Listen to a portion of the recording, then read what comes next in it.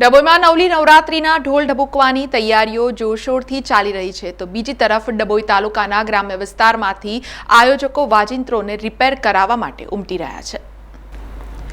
આદ્યશક્તિની આરાધના સમા નવલી નવરાત્રીના મંગલ પર્વને હવે ગણતરીના દિવસો બાકી રહ્યા છે અને નવરાત્રીના પર્વમાં ભક્તિ અને શક્તિની આરાધનામાં માઈ ભક્તો લીન બની જશે।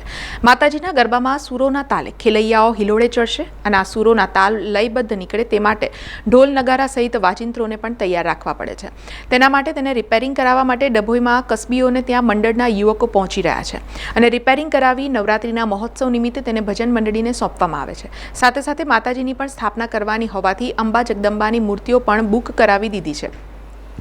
ડભોઈમાં પ્રાચીન અને શેરી ગરબાઓની રમઝટ જે પહેલા ચાલતી હતી તે હવે લુપ્ત થઈ જતા અસલી ગરબા સંસ્કૃતિ હવે વિલીન થઈ રહી છે। ત્યારે આજની મોંઘવારીમાં પહેલાની જેમ શેરી ગરબાઓ શરૂ થાય અને રાત્રિના વહેલા પૂરા થાય તેમ નગરજનો ઈચ્છે છે।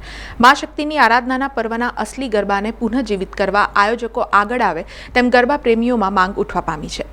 અત્યારે નવરાત્રી આવી ગઈ છે। અમારો મુખ્ય ધંધો તબલાનો છે ને નવરાત્રીમાં તબલાનો વપરાશ ઘણો વધી ગયેલો છે ને જે નવરાત્રીના લીધે અત્યારે કામકાજ પણ થોડું સારું રહે છે અને થોડો ભાવ વધારો આ વર્ષે ગયા વર્ષ કરતાં થોડો ઊંચા છે તેથી કામમાં કોઈ વાંધો કરતો નથી પણ અમારું તબલાનું કામ શું છે એટલે એમાં ચાલ્યા કરે છે ને હવે જેમ જેમ દિવસો નજીક આવશે તેમ કામ બસ એવી આશા છે।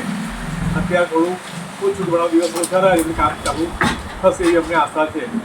અમારો આ ધંધો વર્ષોથી અમે કરીએ છીએ તબલા પર ગરબા થાય છે એટલે તબલાનું કામ ચાલ્યા કરે છે। ઢોલ તાગારા પહેલાં કરતાં ઓછા થઈ ગયા, ઇલેક્ટ્રિક સાધન વધી ગયા છે એમાં તબલા થોડું ઓછું થઈ છે તો ક્લાસિકલ ગરબામાં તબલાનું પ્રમાણ વધુ ચાલે છે।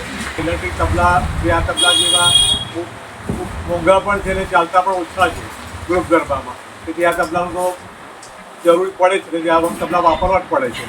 સમાચારોના સતત અપડેટ માટે TNN ન્યૂઝને YouTube પર સબસ્ક્રાઇબ કરી બેલ આઇકોન પ્રેસ કરો અને અમારી સાથે જોડાયેલા રહો Facebook, Instagram અને Twitter ઉપર।